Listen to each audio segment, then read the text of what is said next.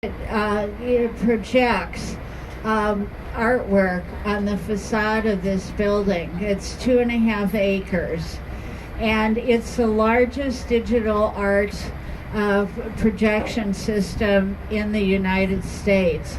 It's beautiful. So if you have an opportunity to come down here and look at the artwork, it's really amazing. The mart now is about a quarter technology.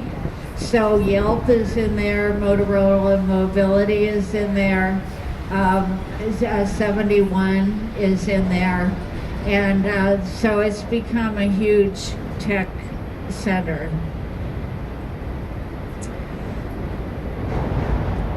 The bill